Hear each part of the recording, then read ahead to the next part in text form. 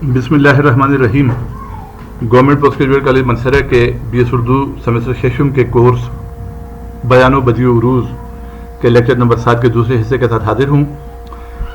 Lecture के पहले हिस्से में हमने जो पढ़ा है वो कोर्स के तारुफ के सिलसिले में हमने गुफ्तगू की और उसके अलावा फसाहत व बलागत पर हमने बहस की कि फसाहत क्या है और बलागत क्या है। उसके बाद फसाहत व बलागत के हवाले से ये बात हुई थी कि इल्म बयान और इल्म बदी के इस्तेमाल से कलाम फसीह हो जाता है और बलीग हो जाता है कि उसमें फसाहत और बलागत पैदा हो जाती है। तो अब हमारा लेक्चर के इस हिस्से का जो उन्वान है वो इल्म बयान है। इसमें हम देखेंगे कि इल्म बयान क्या है और इल्म बयान की मुख्तलिफ शाखें क्या कौन कौन सी हैं। इल्म बयान की तारीफ आपके सामने आ गई है, इसको आप ज़रा गौर से देखें। लिखा है कि इल्म बयान उन कायदों का नाम है जिनके ज़रिए हम एक बात को मुख्तलिफ तरीक़ों से इस तरह अदा करें कि बयान मुअस्सर और दिल नशीन हो और उसलूब में नुदरत पैदा हो। इस तारीफ पर गौर किया जाए तो बात ये बनती है कि हम जो बयान करते हैं, यानी हम जो एक्सप्रेशन करते हैं, जो हम अपने ख्यालात का इजहार करते हैं या अपने ख्यालात दूसरों तक पहुंचाते हैं, उसके लिए हम मुख्तलिफ पैराए मुख्तलिफ तरीक़े इस्तेमाल करते हैं और उन तरीक़ों के ज़रिए हम अपनी बात दूसरों तक पहुंचाते हैं। अब बयान के मुख्तलिफ तरीक़े होते हैं और इन तरीक़ों के इस्तेमाल की वजह से बयान मुअस्सर भी हो जाता है, यानी उसमें असर भी पैदा हो जाता है और वो दिल नशीन हो जाता है, यानी दिल में उतरता है। अब आगे एक बहुत बड़े नक़ाद सैयद आबिद अली आबिद ने जो तारीफ़ लिखी है और ये तारीफ़ उनकी किताब अल बयान में उन्होंने जो तारीफ़ की है इल्म बयान की, वो ये है कि ये वो इल्म है जिसके ज़रिए शायर, अदीब, इंशा परदाद और नक्काद इजहार मतलब के लिए मौजू तरीन अल्फाज का इंतखाब करते हैं। मौजू तरीन अल्फाज का इंतखाब करते हैं। इस तारीफ को पढ़ने के बाद हम इस पर मज़ीद गुफ्तगू ये करेंगे कि हम जब बात करते हैं तो उसके लिए हम मुख्तलिफ तरीके मुख्तलिफ पैराए इस्तेमाल करते हैं। कभी हम सादा लफ्ज़ों में बात करते हैं, कभी हम तशबीह का इस्तेमाल करते हैं, कभी हम इस्तिआरे का इस्तेमाल करते हैं। मिसाल के तौर पर एक आदमी अगर किसी की तारीफ़ करता है तो वो कहता है कि अली जो है वो बहादुर है। एक उसलूब या एक अंदाज या एक तरीक़ा या एक पैराया ये है कि अली बहादुर है। दूसरा अंदाज ये है कि अली शेर की तरह बहादुर है या शेर की तरह दलेर है या शेर की तरह है। तीसरा तरीक़ा जो है वो ये है कि अली को शेर की तरह बहादुर ना कहा बल्कि हूबहू शेर का नाम अली को दे दिया, यानी अली को देखते ही कहा कि शेर आ गया है या ये शेर है। अब ये तीनों अंदाज जो हैं एक दूसरे से मुख्तलिफ हैं। पहली जो मिसाल है कि अली बहादुर है, इसमें अली की बहादुरी का जिक्र किया गया है और बगैर किसी तशबीह और इस्तिआरे के सादा लफ्ज़ों में बात की गई है। दूसरी मिसाल जो है कि अली शेर की तरह बहादुर है, यहाँ पर कहने वाले ने बहादुरी की तारीफ तो की है लेकिन अली को शेर के साथ तशबीह दी है। जबकि तीसरी मिसाल जो है कि अली को शेर के साथ तशबीह नहीं दी, अली को शेर नहीं कहा बल्कि अली को हूबहू शेर कहा कि ये हमारा शेर है या ये जो है शेर है। अब ये जो हूबहू किसी चीज़ का नाम दे देना किसी को, ये इस्तिआरा है। मसलन इसकी एक और मिसाल आप देख लें कि एक माँ अपने बेटे को कहती है कि मेरा बेटा खूबसूरत है। ये सादा अंदाज है, सादा तरीक़ा है। वही माँ अगर ये कहती है कि मेरा बेटा चांद की तरह खूबसूरत है या चांद की तरह है, तो यहाँ उसने तशबीह का इस्तेमाल कर दिया, यानी उसने अपने बेटे को चांद के साथ तशबीह दे दी। और वही माँ अगर अपने बेटे को चांद की तरह नहीं कहती बल्कि चांद कहती है तो ये उसने इस्तिआरे का इस्तेमाल कर दिया।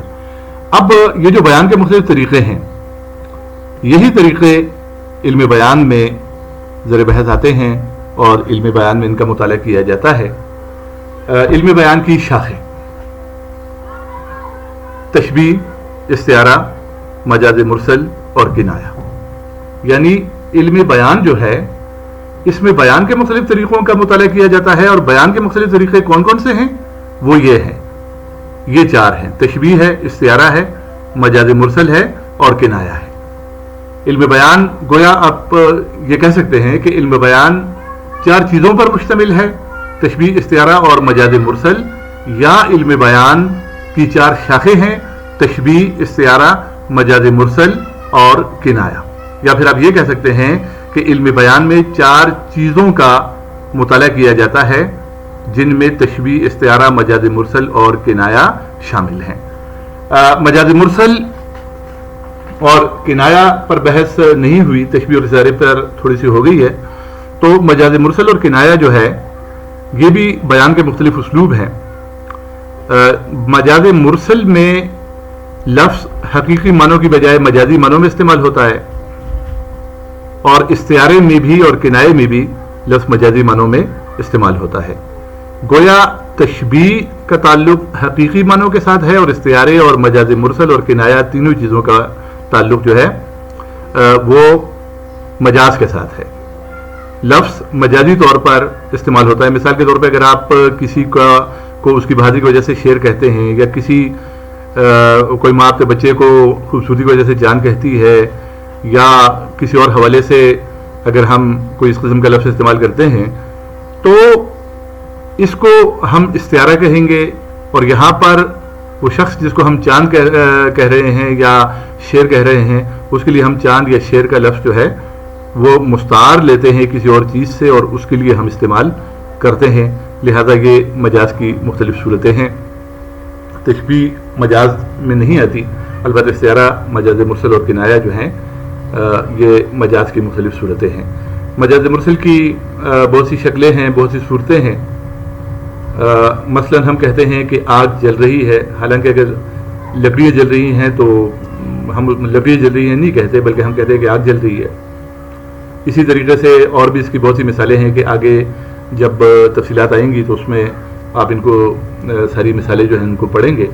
کنایا جو ہے، کنایا کہتے ہیں اشاروں میں بات کرنا، یعنی واضح لفظوں میں بات نہ کرنا، پردوں میں چھپا کر اشاروں میں بات کرنا۔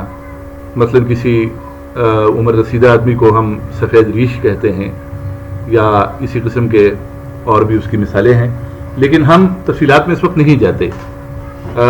اس وقت اتنا ہی جاننا کافی ہے کہ علم بیان کی چار شاخیں ہیں، تشبیہ، استعارہ، مجاز مرسل اور کنایا۔ علم بیان میں بات کرنے کے یا بیان کے یا اظہار خیال کے مختلف طریقوں کا مطالعہ کیا جاتا ہے، اور وہ مختلف طریقے جو ہیں اس کی جو مختلف طریقوں کے ہیں یا مختلف اقسام ہیں وہ تشبیہ ہے، استعارہ ہے، مجاز مرسل ہے اور کنایا ہے۔ آگے جا کر جب ہم علم بیان کو پڑھیں گے تو علم بیان میں یہی چیزیں ہمارے سامنے آئیں گی۔ انہی چیزوں کی ہم تفصیلات جو ہیں وہ علم بیان میں پڑھیں گے۔ تشبیہ کو ہم تفصیل سے پڑھیں گے، تشبیہ کے ارکان، تشبیہ کی تعریفیں کیا ہیں، تشبیہ کے ارکان کون کون سے ہیں، اور تشبیہ کی شعری مثالیں، تشبیہ کی نثری مثالیں ہم پڑھیں گے۔ اسی طرح استعارہ جب ہم پڑھیں گے تو استعارہ کے لفظ کے لغوی معنی، لفظی معنی کیا ہیں، استعارہ کی تعریف کیا ہے، اور استعارہ کی مختلف قسمیں کون کون سی ہیں، اور پھر ہم مثالیں تلاش کریں گے کہ شعری مثالیں استعارہ کی کون کون سی ہیں اور نثری مثالیں کون کون سی ہیں۔ اسی طرح مجاز مرسل کو جب ہم پڑھیں گے تو مجاز مرسل کی تعریف کے بعد ہم اس کی مختلف صورتیں، مختلف شکلیں پڑھیں گے، اور جب ہم کنایا پڑھیں گے تو کنایا کی بھی مختلف اقسام پڑھی جائیں گی، تعریفیں اور مختلف اقسام، اور اس کے بعد شعری مثالیں اور نثری مثالیں پڑھی جائیں گی۔ اس کے بعد ہم علم بدیع پہ لیکچر کے تیسرے حصے میں آئیں گے، اور وہاں ہم یہ دیکھیں گے کہ علم بدیع کی کون کون سی تعریفیں ہیں، علم بدیع کون سا علم ہے، اور کون کون سی چیزیں جو ہیں وہ علم بدیع میں شامل ہیں۔ اب تک اتنا ہی۔ اس کے بعد آپ انتظار کریں تیسری ویڈیو میں، یعنی اسی لیکچر نمبر 7 کے تیسرے حصے میں علم بدیع پر بحث ہوگی انشاءاللہ۔